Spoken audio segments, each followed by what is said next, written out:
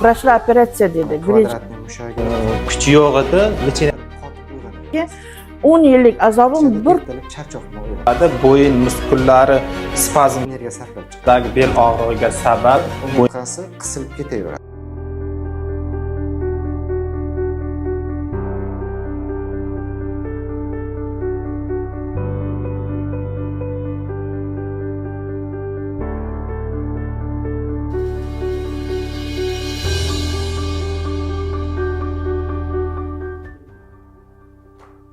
Nima shikoyatlaringiz bor sizda?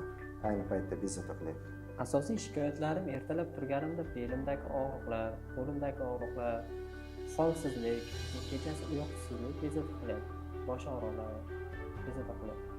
Bu yerda hozir MRT bo'yicha girija yo'q sizda. Bitta girija oldi xolos, protruziya bor. Endi girija o'sha bosqichga ketyapti.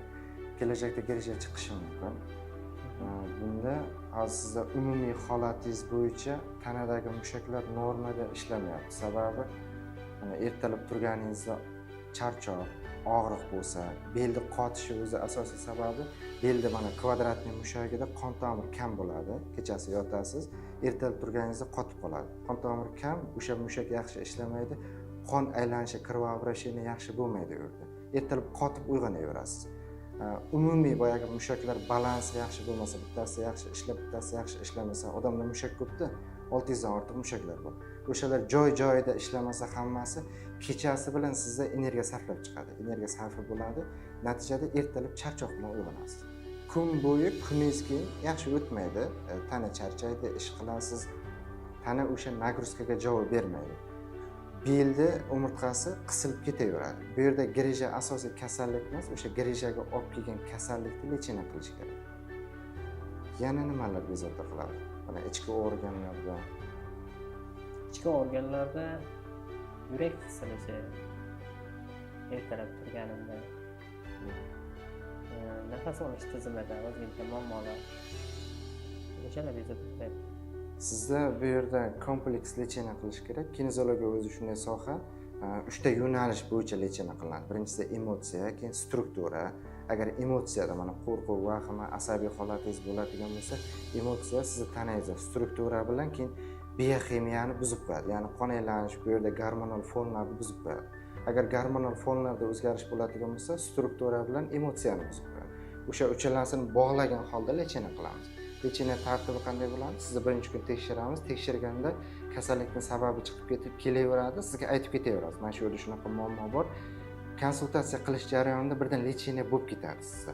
Birinchi kun lechinani olasiz, lechinani olib bo'lgandan keyin sizda qanchadir o'zgarish bo'ladi. 20%, 30% o'zgarish bo'ladi.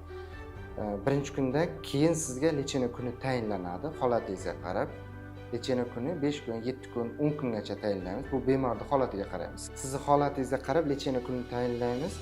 Birinchi kunda 10% o'zgarish bo'ladigan bo'lsa, keyin o'sha foizi ko'payib, oxirgi lechinaning oxirgi kuni katta natija olasiz. Sizda lechinani tugatganimizdan keyin endi sizda savol tug'ilishi mumkin. Mushagim ishlamayapti. Sizlar to'g'rilab beriladi, yana orqaga qaytib qoladimi, yo'qmi degan narsa. Yana o'sha kuchsiz bo'lib qoladimi, yo'qmi degan savol tug'ilishi mumkin. O'sha narsa takrorlamasligi uchun lechinadan keyin bizda yangi sohani qo'shganmiz, ya'ni kinezologiyadan keyin kinezoterapiya degan narsa. Bu narsa siz lechinani olib bo'lib, kinezoterapiyaga tushib, o'sha ishlamayotgan mushagingizga shug'ullanishingiz kerak bo'ladi. Uni kinezoterapiya mutaxassisimiz o'zi shug'ullanadi. Bu narsa yozib beriladi. Mana shu mushagingiz ishlamayapti, bunga ishlash kerak degan yo'llanma yo'naltiramiz. bu bemorimiz Kaspar usta bizga bel og'rig'i bilan murojaat qilib keldi. Hozir bel og'rig'ining sababini aniqlaymiz. Tirsakni bukmagan holatda men itaring deganimdan keyin qo'lingizni orqaga itarasiz. Orqaga itaring. Qo'l gipotoniya bo'shab ketib qolgan. Hozir buning sababini topamiz. Itaring. Mana qo'lga kuchi endi boya gipotoniya edi, hozir norma tonusga keldi. Orqaga itaring qo'lingizni. Bu qo'lim gipotoniya chiqyapti, yana taring orqaga. Jag'ingizni katta ochingchi. Endi taring. Orqaga taring, orqaga. Yo'q, jaqdan chiqmadi. Bo'yniga tomonga oling. Taring orqaga. Bo'yinda bu tomonda ham qisilish bor. O'yinning licheniyasidan so'ng tekshirib ko'ramiz. Qo'lingizni orqaga ko'taring. Qo'lga kuch keldi, norma tonusga tushdi. Uxlashimizdan oldin oyoqni norma tonusga tushirib olamiz. Oyog'ingizni tizzani bukmagan holatda tepaga ko'taring. Ko'taring. Oyog'im gipotoniya. Ko'taring tepaga. Bo'shashib ketgan oyoqda, oyog'im bunisini ham tekshirib ko'ramiz. Yana tepaga ko'taring. Ko'taring. Yo'q, buni licheniyasini qilamiz. Licheniyasidan so'ng oyoqni tepaga ko'taramiz. Mana muammo yo'g'onichakdan chiqyapti. Yo'g'onichakni licheniya qilganimizdan keyin oyoq norma tonusga tushyapti. Tepaga ko'taring.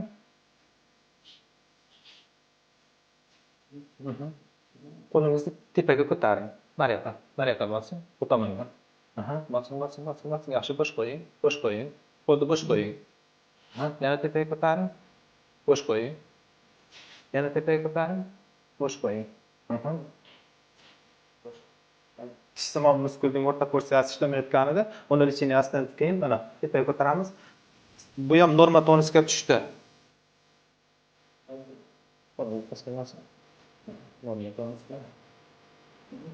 Oyog'ingizni yonboshga ko'taring. Ko'taring. Yana ko'taring. Bu muskulimiz ham gipotoniya chiqyapti. Buni ham licheniyasini qilamiz. Hozir lateral setda kuch yo'q edi. Licheniya qilganimizdan keyin lateral set norma tonusga tushdi. Tekshiruvlarimiz shuni ko'rsatdiki, bemorimizdagi bel og'rig'iga sabab bo'yindagi siqilish, muskullardagi spazm sababidan bel og'riyotgan ekan. Ya'ni bu qanday bo'ladi? Bo'yin muskullari spazmga tushib qolib, nervlarni qisib qo'ygan, butun tanani bo'shashtirib bergan, shunda butun nagruzka belga tushgan.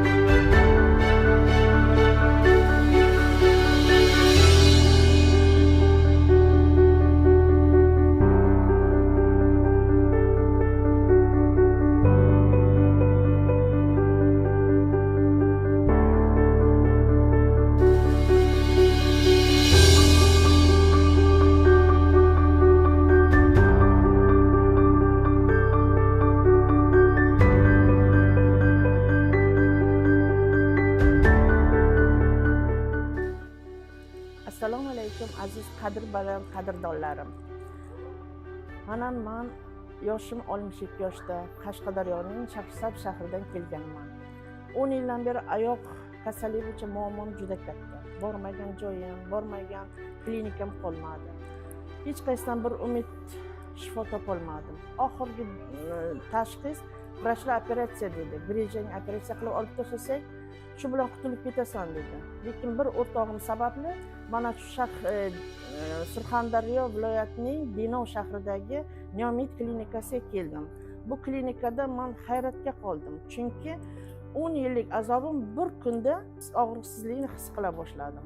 Bu yerdagi vrachlarning tashxisi, bu yerdagi hamshiralarning ko'rsatgan xizmati tufayli 5 kun davolandim. Davolangach natijasida menda o'sha og'riqlardan xalos bo'ldim.